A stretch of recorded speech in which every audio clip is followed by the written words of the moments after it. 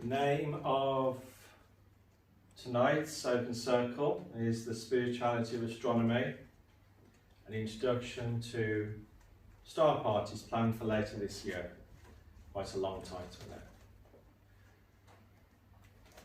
So we're going to talk tonight about the union between astronomy and spirituality.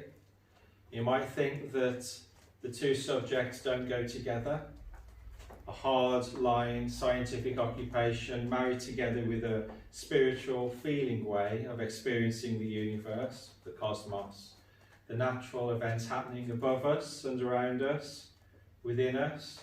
But, you know, they really do go together, just as the classical scientists, physicists knew.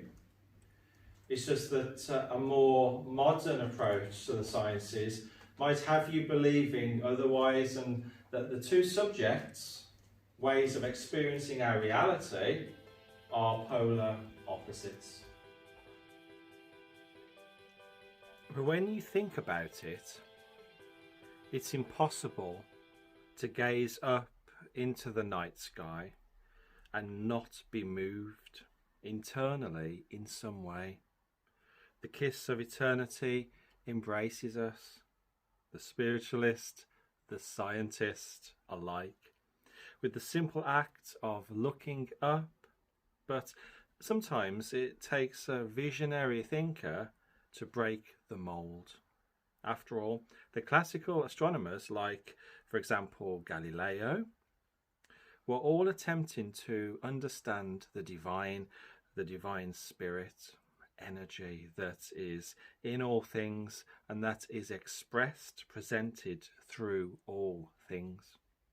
Cosmically speaking, and in our day-to-day lives, these people were never attempting to undermine the divine. Coming back to Newton for a second, one of his more famous poetical lines came from his statement concerning the refraction of light, when he said, "Understanding the mechanics of a rainbow does not take the magic and God out of the rainbow." That kind of thinking that focused on removing the divine from natural creation came later, with the scientists that came after.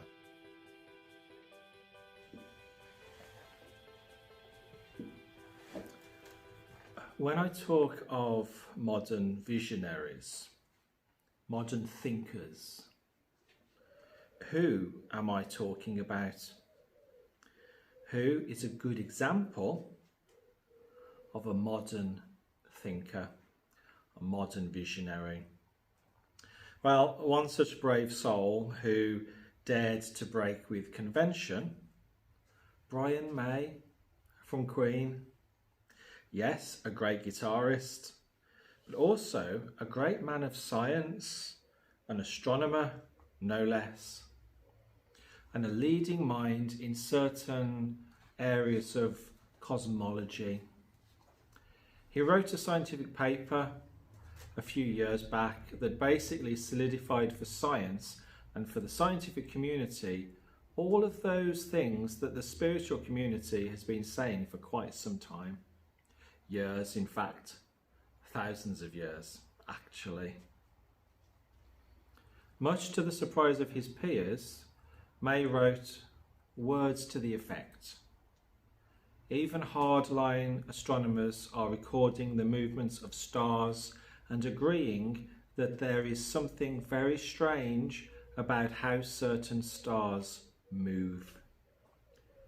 These will be stars, suns, like our own sun, central to other solar systems, that seem to have the strangest wobble on their axis that has nothing to do with the planets revolving around them. They, cosmologists, have studied the movement and done the maths until they're blue in the face, and yet nothing can explain how some stars move, other than if the stars themselves were initiating the movement, in other words, the suns that move in this strange way are conscious and simply choose to move this way and that, as though choosing to dance, as it were, to some indistinguishable universal rhythm, but known to the stars who delight in such rhythms. Interesting that, isn't it? Those words. Stars that are conscious, suns that are conscious. And the sciencey people, not all, but a fair few, are beginning to agree with this hypothesis. The suns are alive and kicking, it would seem, and conscious and sentient. Who'd have thought? Well, for one, our ancestors thought, our ancestors knew, as we know, and as any spiritually sensitive person will know, instinctively know, intuitively know, that the matter, antimatter, fusion and fission of our sun is indeed the foundation for a colossal divine channel or mind. We know this, but now some of the science people, leading people in their fields, know this also. They are coming to the same conclusion, not through feeling as we do, with the heart and simply knowing, but through doing the maths and then coming to the same conclusion with the mind, that these facts, truths, must be so. Quite a thing that, for the spiritual community and the scientific community to come together in this way and agree on similar facts. Okay, they might use different language to describe these realities, but nevertheless, they are on the same page. When viewed from a wider angle, the science might say the sun's complex fire patterns are akin with the firing of the neurons within the human brain. And the hippies might say, the sun's my friend, man. We've always been buddies. Different expression, same cosmic truth.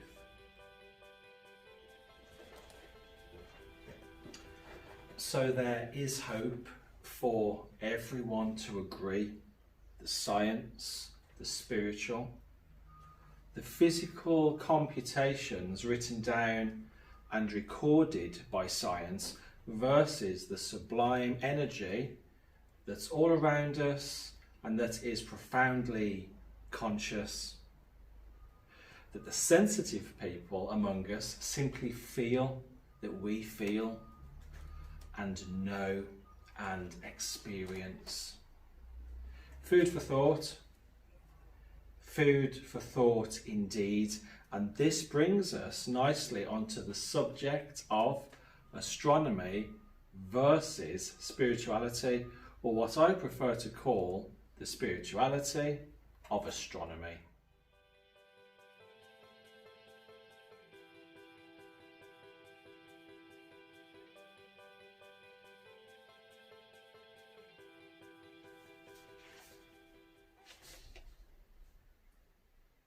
Everything that we see in the night sky with the naked eye is all of our own Milky Way galaxy. Nothing that we see, no cosmic event, no star, no globular cluster, no ancient light that's visible to our naked eye is from anywhere other than our own galaxy.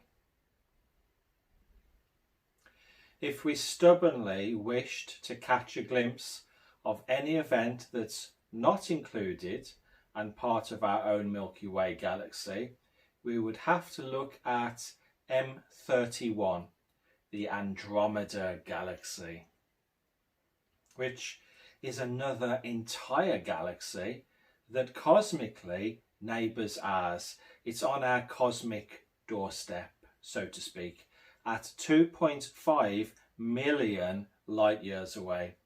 That's the distance that light travels in a year, and travelling at a speed of 200,000 miles a second is a very, very long way away. A very long way away indeed, and that's putting it mildly. And this truly is the closest galaxy to our own galaxy. Amazing when you stop to think about it. The colossal amount of space that we're referring to here is awe-inspiring and impossible to comprehend with the mind by itself.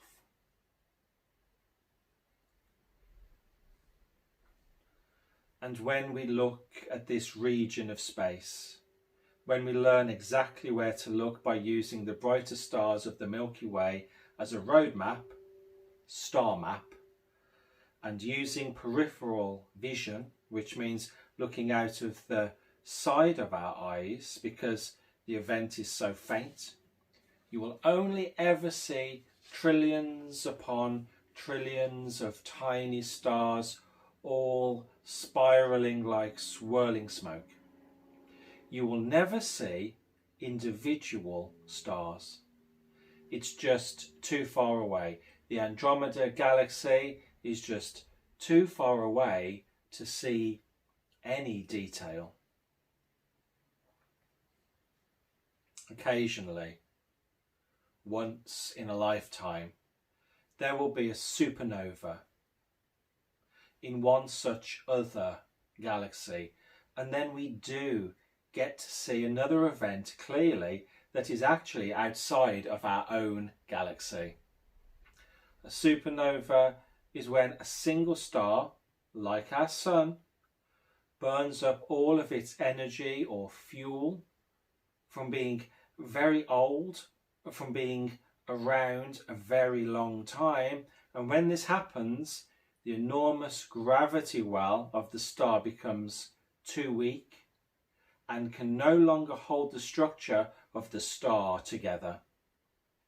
And with this lack of cohesion, there arises a massive explosion that burns for many years and can be seen from galaxy to galaxy.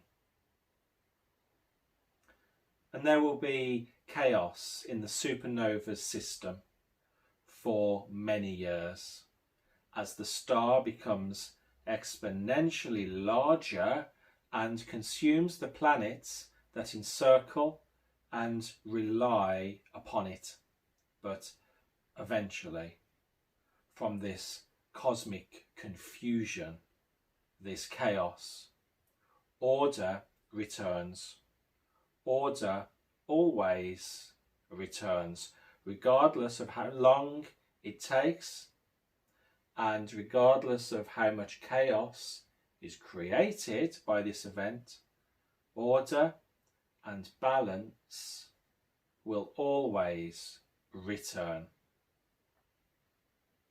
This is the nature and the law and order that underpins the entire universe.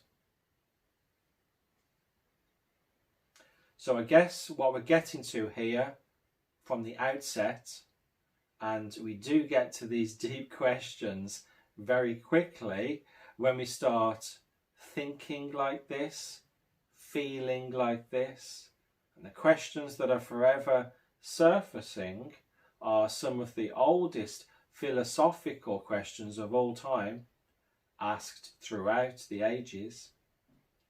When we really get down to it and ask the important universal questions, when we boil it down to its gritty matter, when we set about seeking the ultimate truth, we simply start by asking, what's holding it all together? What force creates the form from the otherwise completely chaotic? And when all's said and done, what should be completely chaotic, an absolute maelstrom above our heads, you could surmise. And in that instant of asking such pure, simple, but weighty questions, we become a philosopher. And that's what astronomy does for anyone entering into this exciting field of exploration. This journey to the stars and through the stars. We become by default a philosopher. How could we not?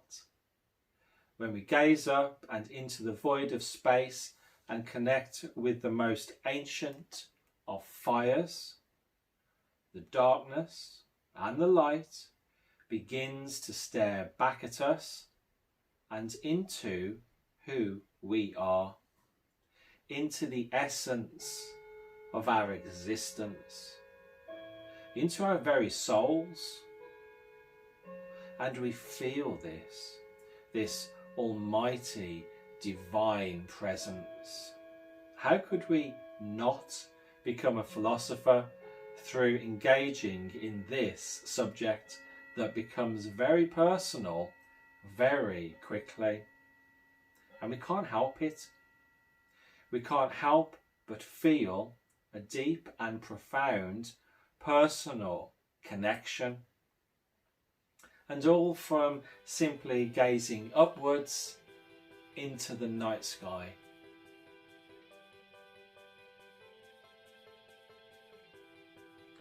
This is something that is hardwired into our spiritual DNA. To be curious and to connect with those forces that are far larger than ourselves. And through these connections, we find peace. There's something of the heart, the purity of heart, that takes over when connecting in this way. The confusion and the chaos of the mind and our daily lives falls away and the heart takes over. And we are free. In that eternal moment, we find ourselves free. Let's get back to this pure philosophy and the philosophical mind. And indeed, as we've just seen, it's impossible to not think in this magical way when connecting with such spiritual majesty that we experience in the night sky. But let's talk in astronomical terms for a little while, and at the same time try to grapple with this cohesion of space and matter that we know must be out there due to the beauty and the immense energetic patterns and the structure and the form whizzing about above our heads at supermassive speeds all of the time. This is happening all of the time when we work, when we rest, eat, sleep. We are forever a part of this colossal dance. These patterns of energy that are the universe and that underpin reality. We can never separate ourselves from these patterns and movements, and this should make us feel very big. It should never make us feel small. You know, when people look up into the heavens at night, and one of the first things that they say is, it makes you feel very small. Well, actually, if you connect with the very large, in the right way, and you know you're not separate from it because you feel that, well, then you feel very, very big. You feel very large as the universe. This is empowering. It's not disempowering.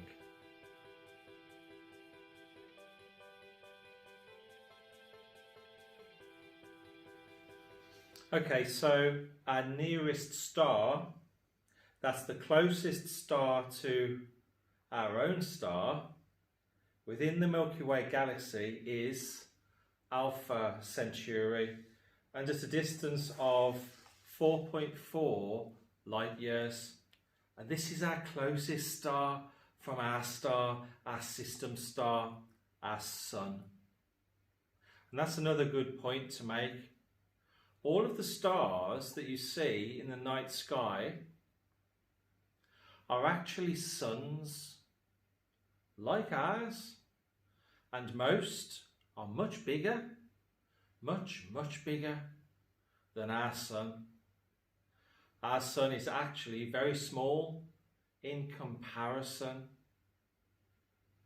You could fit many of our suns into the majority of the stars that you see above you on a clear night. And these stars appear like tiny pinpoints of white light due to the great distances they are away from us. Everything at these distances appear black and white or shades of grey. Light becomes flattened when it travels a long distance across space.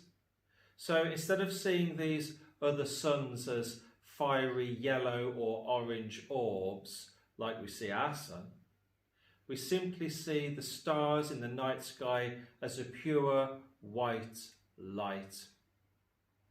And even though Alpha Centauri, our closest neighbouring star, is so very far away, we can still measure the effects and feel the effects of this system's gravity. And Alpha Centauri can feel us, our system's gravity, our system's energy. Everything is connected, even at these great distances. So imagine how much more connected we are to each other. These distant celestial objects have an impact on us, and we have an impact on them. Astrology. There's an attraction, a pulling force between these heavenly bodies and us. And even at these ridiculous distances. So again, imagine how we affect each other. And sometimes without even realizing it. And there's such a thing as globular clusters, which are billions of stars held together by a mutual gravity field, energy field. We see communities that act like this here on Earth, good communities that pull together, that hold together no matter what. There are similes between our lives down here and the heavens. Indeed, our lives are mirrored in the heavens, which is why we find ourselves looking up when we need answers, gazing upwards and seeking, searching out the patterns of the divine blueprint that's quite literally all around us and within us.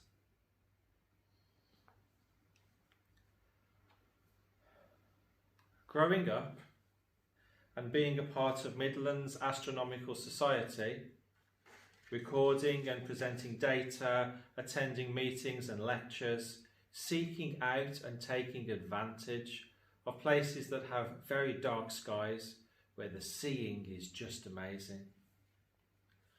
I came to realise a long time ago that even the most hardline astronomers that on the surface seem as though they're only interested in recording data will still get all romantic and poetic as an evening of stargazing unfolds. And as we've already mentioned, it's impossible to not feel the divine as we spend hours staring into the void. It was Nietzsche that wrote, "If thou gaze long into the abyss will surely gaze into thee and stir one's essence to greatness." We've all felt it as children, the great expanse, the energy. As mature spiritual beings, we go much further than this and feel the infinity, the majesty, the magic that is around us, encompassing us, a part of us, and the binding agent of all things animate and inanimate. The glue of the cosmos, the binding agent, attractant of love that is actually everywhere, holding us together in our daily lives, all of us, and holding entire solar systems together out there cosmically, holding together supermassive binary stars rotating around each other in a timeless dance, quite obviously besotted with one another. And then on a much wider scale, we see how entire galaxies are held together with the same force. And then we discover on this astronomical odyssey the frightening power of supermassive black holes that sleep at the centre of each galaxy, and the form and the beauty that arises from such binding agents, such terrifying, such truly awesome engines of power, such love, such colossal, abundant love, holding it all together, such cosmic love. For gravity, even as a cold mechanism, is like love. In fact, I would go one further than this. I would say that gravity is the physical counterpart of that which we call love, in all of its sublime wonder and beauty. When we see these energetic states and events like these, we are no longer merely recording data.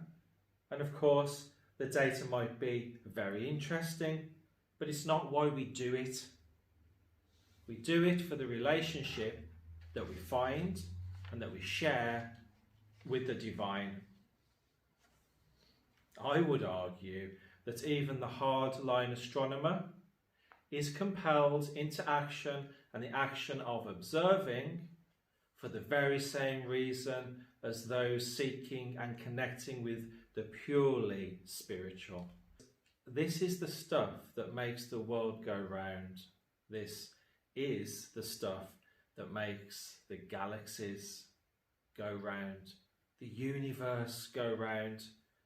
Yes, as corny as that might sound, connection, real meaningful connection, and the attractant energetic forces that cause us to be closer rather than distant in respect to one another, and that holds all of creation together, is written into the nature of life itself, the meaning of life itself. And that's what we are moving towards here with our questioning. With our minds and hearts, we are stepping into such intellectual, empathic realms of questioning where the biggest, the greatest question of all resides. The question that's been asked since the dawn of time: what's the meaning of life? And we see it through our scopes in this way when we witness for ourselves firsthand the beauty and the form created from the magnetic forces in the cosmos, above our heads, around us, within us. The answer. And down here on earth, every day in a simple act of kindness between our brothers and sisters, we see the answer also, the very same answer to this age-old question. What's the meaning of life? And we see at once the stark simplicity of all things, the stark simplicity of creation, when we stop trying to analyse everything and we simply receive. When we stop trying to understand everything and we simply enjoy, like when we gaze up into the heavens at night and we let go to the vastness and we simply enjoy feeling and being a part of the unfathomable giddiness of creation that has emerged from immaculate beings guided by the divine. That's when we feel it. That's when we understand it, the meaning of life. The meaning of life. That phrase in itself becomes not so much a question to be answered in any conventional way or in any conventional sense, but moreover, it is an invitation to be a conscious and empathic part with the heart and mind of the truly magical interconnectedness of all things, near, the world around us, and all things very far, the universe, through our telescopes. And we have an insight here. We are having an insight, are we not? We all do as we contemplate the night sky like this. And as we gaze into the inky black velvety heavens later tonight and experience the most ancient of lights, we understand that the meaning of life is love.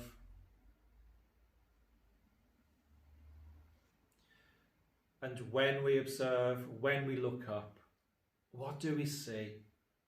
And just how does it relate to our daily interactions and daily lives? We see order and we see chaos. And more than this, and more importantly, we see order from chaos. And we know that however chaotic our lives become down here, through no fault of our own, there will always return order into our daily experience, daily lives. Energy finds its level. Energy finds a balance. And we find this balance also no matter how chaotic things get for us and no matter how chaotic life becomes. We will always find a balance. And there are divine forces underpinning everything, the cosmos, that enable, that facilitate this balance. This is the order of things, the order of life. And this should bring us peace, to know these things, to have this knowledge, because when we look up into the night sky and look deeply, we are really and truly looking deeply into the nature of ourselves. Thank you for listening.